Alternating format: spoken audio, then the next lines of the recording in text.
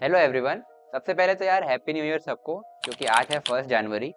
और अगर तुम एक क्लास 11th के जेई या नीट एस्पिरेंट हो तो ये साल तुम्हारे लिए सिर्फ एक नया साल नहीं बल्कि तुम्हारी प्रिपरेशन का सबसे इम्पोर्टेंट साल होने वाला है। जहां आज सब लोग न्यू ईयर सेलिब्रेट कर रहे हैं, पार्टीज कर रहे हैं, तुम्हारे दिमाग में ये टेंशन है कि मेरी 11th वेस्ट हो चुकी है और अब मेरी प्रिपरेशन में लगभग एक साल ही बचा है। तो क्या आईआईटी स्टिल पॉसिबल है? मोस्ट प्रोबेबली तुमने आज सुबह खुद से ये प्रॉमिस भी किया होगा कि आज से सीरियस हो जाऊंगा और अगले 3 महीने में यानी कि 12th स्टार्ट होने से पहले अपना 11th का सारा बैकलॉग निपटा दूंगा और 12th में एक फ्रेश स्टार्ट करूंगा। बट ट्रस्ट मी, तुम में से 99% लोगों का ये रेजोल्यूशन 15 दिनों के अंदर टूटने वाला है। प्रॉब्लम तुम में नहीं बल्कि तुम्हारी गलत स्ट्रैटेजीज में है। अगर तुम वही पुराने तरीके फॉलो करते रहोगे बैकलॉग कंप्लीट करने के, जैसे कि वन शॉट देखना या 11th के लेक्चर्स को रिकॉर्डेड देख लेना, तो 100% तुम अपना बैकलॉग कंप्लीट नहीं कर पाओगे। ऐसा मैं क्यों कह रहा हूँ? क्योंकि अगर तुम 11th के लेक्चर्स देखने की सोचते हो तो एक बात समझो यार, वो एक साल के हिसाब से डिजाइंड है। उसमें कई चैप्टर्स 25-25 30-30 लेक्चर्स में करवाए गए हैं और अगर तुम उनसे कंप्लीट करने जाते हो तो तुम्हारा सिलेबस 3 महीने में किसी भी तरीके से कंप्लीट नहीं हो सकता। और अगर मान लो एक बार को हो भी गया तो 100% तुमने उसमें अपनी सॉल्विंग कॉम्प्रोमाइज की है और मूवी की तरह लेक्चर्स को देख लिया है, तो क्वेश्चंस तो तुमसे नहीं बनने वाले। तो तुम्हारा ये बैकलॉग जो आज है वो 12th स्टार्ट होते वक्त अप्रैल में भी रहेगा। और इसके अलावा कई लोग बोलते हैं भैया फिर मैं वन शॉट्स देख लेता हूँ। तो वन शॉट्स का सिस्टम समझो यार, क्योंकि ऐसा हो ही नहीं सकता कि तुम किसी चैप्टर को जीरो से उठा के अप टू एडवांस लेवल पढ़ लो 8 घंटे 9 घंटे का एक सिंगल वीडियो देखकर। तुम्हारे दिमाग में चीजें जाएंगी ही नहीं। चीजों को दिमाग में बैठने में टाइम लगता है, मिनिमम 8 से 10 दिन लगेगा तुम्हें एक चैप्टर को समझने में। तो वन शॉट से कोई फायदा नहीं होने वाला, तुम उसको केवल एक मूवी की तरह देख लोगे और उसके बाद उसके क्वेश्चंस तुमसे नहीं बनेंगे और अगर बन भी गए तो तुम मोस्ट प्रोबेबली नेगेटिव स्कोर करने वाले हो उनके अंदर। तो वन शॉट्स तो बिल्कुल मत देखना, वो बोर्ड के लिए ठीक है। या फिर अगर तुम्हारा जेई मेन अब 1 महीने बाद होता तो तुम्हें अगर कोई JEE Main specific one shots मिल जाए तो जेई मेन जितना कंटेंट तुम 2-3 घंटे के अंदर हर चैप्टर का देख सकते हो, इससे ज्यादा नहीं। और अभी तुम्हारे पास पूरा एक साल है तो तुम एडवांस्ड को ही टारगेट करो और उसके वन शॉट देखने की गलती बिल्कुल मत करना। इसके अलावा मेरे कुछ भाई ऐसे भी होंगे जो कि ऑफलाइन कोचिंग में एनरोल्ड होंगे, तो तुम्हारी कोचिंग में या तो सिलेबस 11th का खत्म हो गया होगा या फिर अब खत्म होने वाला होगा। और दोनों ही केसेस में यार तुम्हारे टीचर दोबारा तुम्हें 11th का पूरा सिलेबस नहीं पढ़ाने वाले ताकि तुम अगले 3 महीनों के अंदर अपना बैकलॉग कंप्लीट कर लो। इस वीडियो में हम बैकलॉग की प्रॉब्लम को पूरी तरह डिकोड करने वाले हैं। हम देखेंगे कि आखिर ये बैकलॉग बना क्यों, कैसे हम इसको फ्यूचर में बनने से अवॉइड कर सकते हैं और ऐसी वो कौन सी स्ट्रेटजीज हैं जिनका यूज करके हम अगले 3 महीनों के अंदर अपनी 11th को वेस्टेज से उठाकर ऑन ट्रैक ला सकते हैं 12th स्टार्ट होने से पहले। हेलो गाइस, मैं हूं तुम्हारा नकुल भैया आईआईटी बीएचयू से। और आज की वीडियो के अंदर हम तुम्हारी बैकलॉग की प्रॉब्लम को पूरी तरह से खत्म कर देने वाले हैं। तो बिना कोई टाइम वेस्ट किए शुरू करते हैं वीडियो को यार। सॉल्यूशन पे आने से पहले हमें ये जानना बहुत जरूरी है कि आखिर ये बैकलॉग बना ही क्यों। क्योंकि अगर तुमने ये नहीं जाना तो फिर नया बैकलॉग क्रिएट हो जाएगा और कोई मतलब नहीं होगा बैकलॉग कंप्लीट करने का। तो फ्यूचर में अगर तुम्हें बैकलॉग बनना अवॉइड करना है तो उसके लिए पहले हमें समझना पड़ेगा कि आखिर ये बैकलॉग बना क्यों और इसको हम कैसे फ्यूचर में अवॉइड कर सकते हैं। और हाँ, एक चीज मैं तुम्हें और बता दूं कि मोर देन 99% एस्पिरेंट्स की 11th वेस्टेड होती है, तो तुम अकेले नहीं हो। और अगर तुमने क्लास 11th प्रिपरेशन स्टार्ट की है ना तो 100% तुम्हारी 11th वेस्टेड होगी। मेरी भी 11th वेस्टेड थी और ज्यादातर एस्पिरेंट्स की होती है। क्यों? क्योंकि उसके कुछ कॉमन रीजन है जो तुम इस वीडियो को अगर एंड तक देखते हो तो तुम्हें पता चल जाएगा। तो यार सबसे पहले बात करते हैं उस पहले रीजन की जिसकी वजह से तुम्हारी 11th वेस्टेड है। तो देखो यार, जब हम 10th से 11th मूव करते हैं तो हमारे पढ़ने के तरीके में बहुत बड़ा चेंज आता है। 10th तक हमें आदत होती है कि एग्जाम से एक दिन पहले या कुछ दिन पहले पढ़ लिया, रट के नंबर ले आए और मार्क्स भी अच्छे आ जाते हैं। बट 11th में ऐसा नहीं चलता है।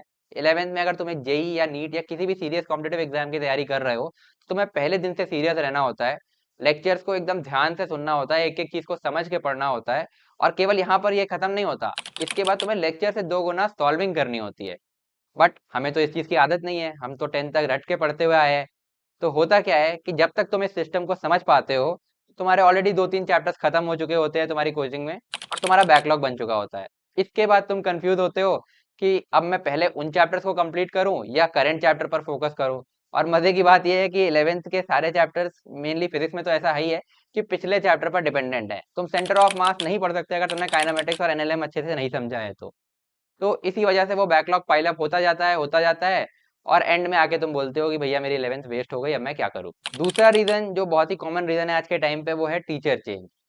अब देखो यार, जब से ये ऑनलाइन वाला सिस्टम आया है, ऑनलाइन यूट्यूब पर लोगों ने कंटेंट डालना शुरू किया है, ऑनलाइन कोचिंग्स आ गई हैं, तो तुम्हारे पास ये लिबर्टी है कि तुम अपने पसंद के टीचर से पढ़ सकते हो, जिसके साथ तुम्हारी फ्रीक्वेंसी मैच करती हो, और पढ़ने के बाद तुमसे एडवांस लेवल के क्वेश्चंस हो रहे हो और उनमें तुम कॉन्फिडेंट फील करते हो। तो होता क्या है कई बार कि हम 2-3 चैप्टर्स पढ़ने के बाद ये रियलाइज करते हैं कि हमारे जो टीचर है उनसे हमें उतना अच्छा समझ में नहीं आ रहा है, या फिर समझ में तो आ रहा है बट वो उतना अच्छा नहीं पढ़ा रहे हैं, क्योंकि हर टीचर उतना अच्छा नहीं हो सकता और तुमसे एडवांस लेवल के क्वेश्चन नहीं बन रहे हैं। तो इन दोनों ही केसेस में यार बेस्ट है कि तुम अपने टीचर चेंज कर लो। तुम्हारे 2 चैप्टर्स हुए हैं, 3 हुए हैं, या आधा सिलेबस भी हो चुका है, बट जब तुम्हें रियलाइज हो गया है कि ऐसी दिक्कत है, तो तुम टीचर को चेंज कर लो। अब ज्यादा से ज्यादा क्या होगा यार, थोड़ा बैकलॉग बन जाएगा, उसको कैसे कंप्लीट करना है वो मैं तुम्हें इस वीडियो में बताने ही वाला हूँ। तो ये सिचुएशन स्टिल बेटर है उस सिचुएशन से कि तुम एक ऐसे टीचर से पढ़ लो जिनसे तुम्हें ना समझ में आ रहा हो, या फिर जो ऐसा पढ़ा रहे हो कि तुमसे जेई के क्वेश्चन ही ना हो रहे हो। ऐसे तो यार बोर्ड लेवल पे अगर तुम्हें सिलेबस खत्म करना है, एनसीईआरटी रीड करो, तुम 2 दिन में पूरा सिलेबस खत्म कर सकते हो।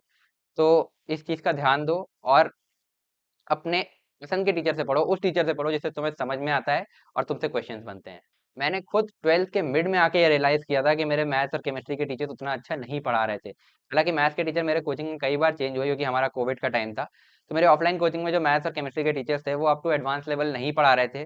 इस वजह से मुझे जाकर के 12th के मिड में मैथ्स और केमिस्ट्री के टीचर्स चेंज करने पड़े, और मैंने ऑनलाइन एक प्लेटफॉर्म से दूसरे टीचर से पढ़ना स्टार्ट किया था। तीसरा और सबसे बड़ा रीजन है डिस्ट्रैक्शंस, जो कि ऑलमोस्ट हर बच्चा फेस करता है। अब ऐसा होता क्यों है? तो सबसे पहला रीजन तो इसका ये है यार कि तुम्हें अपना क्यों क्लियर नहीं है। तुम्हें यही नहीं क्लियर है कि तुम्हें आईआईटी की तैयारी क्यों करनी है, या तुम्हें आईआईटी क्यों जाना है। जब तक तुम्हें ये रीजन क्लियर नहीं होगा, ट्रस्ट मी, तुम पढ़ ही नहीं पाओगे उतने फोकस के साथ, और तुम्हारा बैकलॉग ही बैकलॉग बनता रहेगा, क्योंकि तुम्हारा पढ़ने में मन ही नहीं लगेगा। तो सबसे पहले तो यार आज ही ये चीज क्लियर करो, अगर तुमने अभी तक नहीं किया है, कि तुम आईआईटी क्यों जाना चाहते हो। मेरे लिए ये रीजन था कि मैं अपनी फैमिली का पहला आईआईटीएन हूँ, तो मेरे से पहले कोई आईआईटीएन नहीं था फैमिली में। तो मेरे दिमाग में था कि भाई मेरे को आईआईटी जाना है और फैमिली का फर्स्ट आईआईटीएन बनना है। और दूसरी चीज, मुझे अपने ब्रेन्स को प्रूव करना है वर्ल्ड का टफेस्ट एग्जाम क्रैक करके। तो तुम्हारे लिए ये कुछ और हो सकता है, जो भी रीजन है कमेंट करके जरूर शेयर करना हमारे साथ। तो पहली बात तो ये हो गई। अब इसके बाद क्या है कि कई लोगों का ऐसा होता है कि भाई तुम्हें रीजन तो क्लियर है, बट तुम धीरे धीरे भूल जाते हो उस चीज को। तो तुम्हें रोज ये चीज याद दिलाना बहुत जरूरी है खुद को, कि तुम आखिर आईआईटी की तैयारी क्यों कर रहे हो। और इसका सबसे बेस्ट तरीका है कि अपने रीजन को एक पेपर पे लिखो और अपनी स्टडी डेस्क के सामने चिपका लो। रोज दिखता रहेगा तो तुम अपने आप बहुत कम डिस्ट्रैक्शन फेस करोगे। जब तुम्हारा मन डिस्ट्रैक्ट होगा, तुम उस पेपर को देख के वापस आ जाओगे और पढ़ने बैठ जाओगे। तो अब आते हैं चौथे रीजन पर। अब ये रीजन ये है यार कि इसको तुम खुद कंट्रोल नहीं कर सकते। बहुत सी कोचिंग्स में ऐसा होता है, इवन रिनाउंड कोचिंग्स की मैं बात कर रहा हूँ, कि जब तुम्हारी 11th स्टार्ट होगी तो वो बहुत कम क्लासेस लगाते हैं, और 11th के स्टार्टिंग के चैप्टर्स एक एक दो दो महीने खींचते चले जाते हैं। बट एंड तक आते आते उन्हें रियलाइज होता है कि भाई सिलेबस भी कंप्लीट कराना है, और अब टाइम बहुत कम बचा है। तो वो क्या करते हैं, टीचर्स पे प्रेशर बनाते हैं कि भाई जल्दी से जल्दी चैप्टर्स को कंप्लीट कराओ, और क्लासेस की फ्रीक्वेंसी भी बढ़ा देते हैं। अब इससे होता क्या है, पहली चीज, टीचर्स प्रेशर में कुछ चीजें स्किप कर जाते हैं। तो तुम्हारे चैप्टर्स उतने अच्छे से तैयार नहीं होते, और तुम्हें पता भी नहीं चलता कि क्या चीजें स्किप हो गई, कौन सी इंपॉर्टेंट चीज स्किप हो गई। दूसरी चीज क्या होती है कि जो है, क्योंकि वो क्लासेस इतनी ज्यादा लगा रहे हैं, तो तुम्हारा वो टाइम कहीं ना कहीं से तो कटेगा। तो तुम्हारे सॉल्विंग का टाइम कम हो जाता है, तुम प्रॉब्लम प्रैक्टिस बहुत कम कर पाते हो। और भले ही तुम लेक्चर्स देख लो, फिर वही बात होती है, मूवी जैसा देख लिया, बट क्वेश्चंस तो हो ही नहीं रहे। तो ये दिक्कत आ जाती है, और इस चीज को तुम ज्यादा अवॉइड भी नहीं कर सकते, क्योंकि ये तो कोचिंग का मिसमैनेजमेंट है।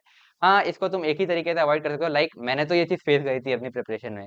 बट अभी मेरा भाई सेम जेई की प्रिपरेशन कर रहा है, तो मैंने हिट एंड ट्रायल करने के बाद फाइनली ऐसे टीचर्स, ऐसे बैचेस ढूंढ निकाले थे जिनमें टाइमली चीजें हो रही है, और जो टीचर्स अच्छा पढ़ा रहा है, जिसमें ज्यादा उसको ये नहीं करना पड़ा कि टीचर चेंज करना पड़ा, या फिर टाइम पे सिलेबस नहीं हो रहा। तो अगर तुम्हें कोई ऐसा गाइड कर देता है तो बेस्ट है। और अगर तुम्हें मेरे से रिकमेंडेशन चाहिए कुछ भी, कि तुम्हें किन टीचर से पढ़ना चाहिए या मैंने किन टीचर से पढ़ा था, तो तुम मुझे इंस्टाग्राम पे डीएम कर सकते हो, वहां पर मैं तुम्हें बता दूंगा। लिंक तुम्हें डिस्क्रिप्शन में मिल जाएगा इस वीडियो के, तो वहां से जाके मुझे फॉलो कर सकते हो। अगला जो रीजन है, ये मेरा पर्सनल फेवरेट है, क्योंकि ये गलती मैंने अपनी प्रिपरेशन में कई बार की है। Over planning and under planning. अब कई बार क्या करते हैं हम, कि चीजों को ओवर प्लान कर लेते हैं। जैसे जैसे मैंने आज संडे को बैठ के प्लान बनाया कि भाई इस वीक मैं मंडे से लेके सैटरडे तक क्या करने वाला हूँ। उसमें मैंने कहीं पर लिख रखा है कि ट्यूसडे को 12 से 1 के बीच में मैं फिजिक्स के ये 25 क्वेश्चंस करूंगा। और अगर हम इतनी माइक्रो प्लानिंग करेंगे ना, तो बहुत ज्यादा चांसेस है कि वो फेल होगी, क्योंकि हम जनरली ऐसी प्लानिंग करते हैं जो जितना पॉसिबल नहीं है उससे थोड़ा सा ज्यादा प्लान कर लेते हैं। तो होगा क्या कि मैंने डिसाइड किया कि मैं 12 से 1 में 25 क्वेश्चन करूंगा, बट उसके बाद हुआ ये कि मेरे से शायद 15 ही क्वेश्चन हुए या 20 ही क्वेश्चन हुए। तो इसके बाद जो मेरा अगला टास्क होगा ना, वो मेरे इस टास्क पर डिपेंडेंट होगा। तो अब मेरा वो करने का मन नहीं करेगा कि भाई मेरा तो काम हुआ ही नहीं, मैंने 1 घंटे पढ़ भी लिया बट काम तो हुआ नहीं। फिर मैं डिमोटिवेट हो जाऊंगा और फिर उस चक्कर में काफी टाइम वेस्ट होता है। और डिमोटिवेट होने के बाद जब वापस मोटिवेशन आएगा तो मैं फिर से प्लानिंग करने बैठ जाऊंगा कि भाई फिर से एक नया प्लान बनाते हैं। तो इस तरीके से होता क्या है कि प्लानिंग ही प्लानिंग होती रहती है और तुम काम तो करते ही नहीं हो और तुम्हारा बैकलॉग बन जाता है। अच्छा, तो क्या इसका मतलब हमें प्लानिंग नहीं करनी चाहिए? ऐसा बिल्कुल नहीं है, क्योंकि अंडर प्लानिंग से भी नुकसान है। अंडर प्लानिंग कैसे? जैसे अगर तुमने कुछ प्लानिंग नहीं किया, तुम ये सोच रहे हो कि भाई जैसे चल रहा है चलते रहने देते हैं, तो हो सकता है कि जो चीज़ 2 हफ्तों में खत्म हो जानी चाहिए थी, उसमें तुम्हें 2 महीने लग गए। तो दोनों ही केसेस में यार रिजल्ट सेम है, तुम्हारा बैकलॉग बनता जाएगा और वो पाइल अप होता चला जाएगा। अगर तुम चाहते हो कि प्रॉपर प्लानिंग कैसे करते हैं, इस पर मैं तुम्हें गाइड करूँ एक वीडियो बनाकर, तो कमेंट करना प्लान, तो उस पर भी वीडियोस आ जाएगी अगर अच्छा रिस्पॉन्स आया तो। तो छठा रीजन है यार इम्पोस्टर बैकलॉग्स। अब ये इम्पोस्टर बैकलॉग्स क्या है? ये ऐसे बैकलॉग्स हैं जो एक्चुअली में बैकलॉग हैं बट हमें पता भी नहीं है कि ये हमारे बैकलॉग चैप्टर्स बन चुके हैं। तुम्हारी प्रिपरेशन में कई सारे चैप्टर्स ऐसे होंगे जिनको तुमने पढ़ तो लिया, मतलब लेक्चर्स तुमने क्लास के साथ बढ़िया से अटेंड किए, बट उनमें सॉल्विंग या तो कम की या फिर बिल्कुल नहीं की। तो उस केस में होता क्या है कि तुमने, वही मैं 2-3 बार इस वीडियो में पहले भी बोल चुका हूँ, कि उसको तुमने मूवी की तरह देख लिया है जो कि तुम बहुत जल्दी भूल जाओगे और क्वेश्चंस तुमसे अटेम्प्ट नहीं होंगे। तो तुमने लेक्चर्स भी देखे बट तब भी तुम्हारा वो चैप्टर बैकलॉग बन चुका है। तो ये बहुत खतरनाक चीज होती है। तो इसमें क्या है, क्योंकि तुम्हारी मेहनत नेगेटिव में जा रही है, बेसिकली तुमने जो 8 घंटे लेक्चर देखने की मेहनत की है ना, वो भी सब वेस्ट हो जाएगी अगर तुमने सही से प्रैक्टिस नहीं की तो। ये थे कुछ रीजंस जो मैंने, मेरे दोस्तों ने फेस किए हैं अपने प्रिपरेशन के दौरान, जिनकी वजह से हमारे बैकलॉग्स बने। अगर तुम्हारा इसके अलावा कोई और अलग स्पेसिफिक रीजन है तो कमेंट करके जरूर शेयर करना यार। और इसके अलावा तुम कोई भी और प्रॉब्लम फेस कर रहे हो बैकलॉग से रिलेटेड, तो तुम मुझे इंस्टाग्राम पे डीएम कर सकते हो, लिंक डिस्क्रिप्शन में है। तो अब जब हमें ये पता चल चुका है कि आखिर ये बैकलॉग बना क्यों, तो अब टाइम है वो स्ट्रेटजी डिस्कस करने का जिसको फॉलो करके तुम अगले 3 महीनों के अंदर अपने बैकलॉग्स को पूरी तरह से खत्म कर सकते हो और बहुत कॉन्फिडेंटली अपनी 12th स्टार्ट कर सकते हो। तो अब हम कोई भी बात हवा में नहीं करेंगे, तुम्हें थोड़ी मैथ्स करनी पड़ेगी मेरे साथ में। तो देखो, मैं मान के चल रहा हूँ कि तुम अब अगले 3 महीने रोज 12 घंटे पढ़ने वाले हो। तो 12 घंटे को अगर मैं फिजिक्स केमिस्ट्री मैथ्स में इक्वली स्प्लिट करता हूँ, तो फिजिक्स केमिस्ट्री मैथ्स तीनों के 4 4 4 घंटे हो जाएंगे। 4 घंटे तुम रोज एक सब्जेक्ट को दे रहे हो और तुम्हारे पास है 90 डेज, जनवरी फरवरी मार्च मिला करके। तो 90 डेज से तुमने 4 को मल्टीप्लाई किया, 360 आवर्स तुम्हारे पास पर सब्जेक्ट होने वाले हैं। अब तुम बोलोगे क्या भैया इतना सफिशियंट है 11th के पूरे बैकलॉग को खत्म करने के लिए? तो चलो देखते हैं इसको, एकदम बेसिक से स्टार्ट करते हैं। सबसे पहले हम बात करेंगे कि एक चैप्टर को कंप्लीट करने के लिए हमें करना क्या क्या है। तो तीनों ही में यार, फिजिक्स केमिस्ट्री मैथ तीनों में तुम्हें सबसे पहला काम जो करना है वो है तुम्हें लेक्चर्स देखने हैं। अब एक चैप्टर के लेक्चर्स 12 से 15 घंटे लेने वाले हैं, ठीक है? तुम बोलोगे भैया 12 से 15 घंटे के लेक्चर्स कहाँ से मिलेंगे? अभी तो आपने बोल दिया वन शॉट्स मत देखो, और फुल लेक्चर्स अगर मैं 11th के देखने जाता हूँ तो वो तो 25 25 30 30 घंटों के हैं। तो कैसे करेंगे? तो देखो यार, तुम्हारी इसी प्रॉब्लम को मैंने फिजिक्स में तो पूरी तरह से सॉल्व कर दिया है। मेरा physics channel physics by Nakul भैया IIT BHU, उसके ऊपर मैं एक नई सीरीज लेके आ रहा हूँ, फास्ट ट्रैक जेई सीरीज के नाम से, जिसमें हम पूरी 11th की फिजिक्स का बैकलॉग खत्म करने वाले हैं अगले 3 महीनों के अंदर।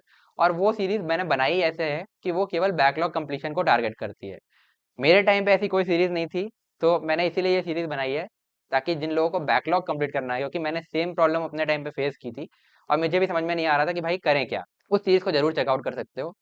और इसके अलावा केमिस्ट्री और मैथ्स में अब क्या करें? केमिस्ट्री मैथ्स में तुम सिमिलर सीरीज यूट्यूब पे हो सकता है तुम्हें मिल जाए। अगर नहीं मिलती है तो तीनों ही सब्जेक्ट में, इवन फिजिक्स में भी अगर तुम मेरे से नहीं पढ़ना चाहते हो, तो फिजिक्स केमिस्ट्री मैथ्स तीनों में तुम एक चीज कर सकते हो कि ड्रॉपर बैच के लेक्चर्स देख सकते हो। क्यों? क्योंकि देखो 11th तुम्हारी खत्म होने को आ रही है, तो तुमने चीजें कहीं ना कहीं स्कूल में सुनी होंगी, कोचिंग अगर तुम जाते हो तुमने थोड़ा थोड़ा सुन तो रखा ही होगा, भले तुम्हारा वो chapter up to JEE level prepared नहीं है। तो ड्रॉपर बैच जो है वो उस हिसाब से होता है कि उतना बेस वो मान के चलते हैं और 10 से 12 घंटे में तुम्हारे चैप्टर्स कंप्लीट हो जाएंगे ड्रॉपर बैच के अंदर। तो ड्रॉपर बैच के लेक्चर्स देखो, वैसे भी यार अगर अब तुम्हारी 12th भी वेस्ट हो जाती है और तुम ड्रॉप लेते हो तो तुम वही लेक्चर देखने वाले थे।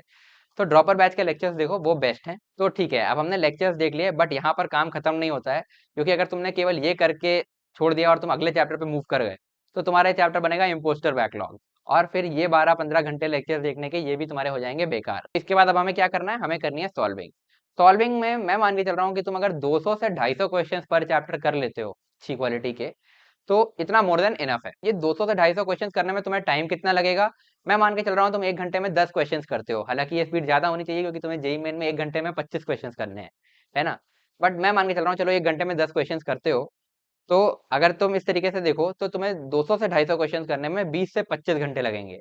तो अब हम इस पूरे टाइम को टोटल करें, 25 और उधर 12 से 15 मैंने बोला था, तो तुम्हारा लगभग लगभग 40 घंटे पर चैप्टर बन रहा है। अब तुम बोलोगे भैया अभी तो हमने कैलकुलेट किया, हमारे पास 360 आवर्स हैं।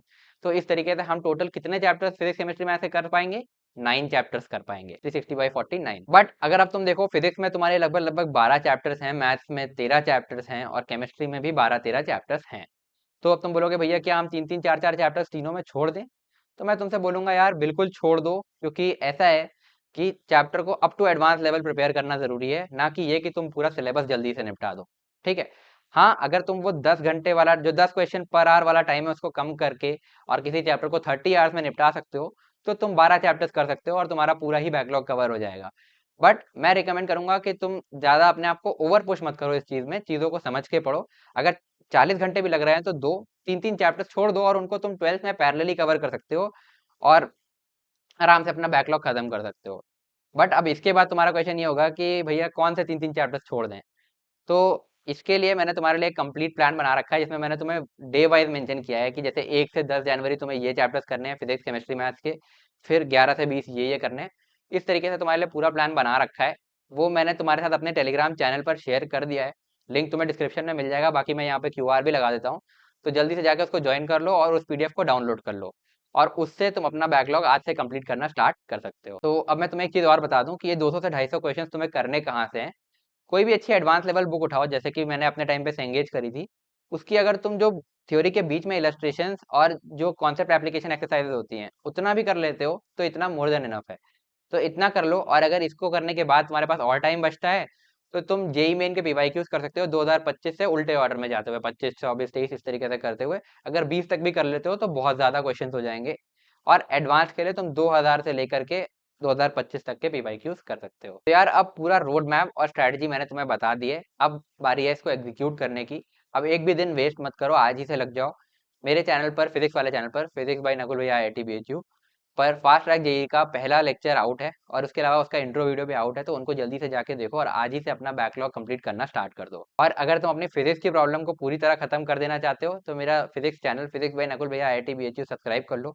उस पर फिजिक्स से रिलेटेड काफी अमेजिंग कंटेंट आने वाला है इस साल, और इस वीक तुम्हें काफी सारी नई अनाउंसमेंट उस चैनल पर देखने को मिलेगी। तो जल्दी से जाके उसको सब्सक्राइब कर लो। ऐसी ही और वैल्यूएबल वीडियोस तुमसे मिस आउट ना हो उसके लिए इस चैनल को सब्सक्राइब करना मत भूलना यार।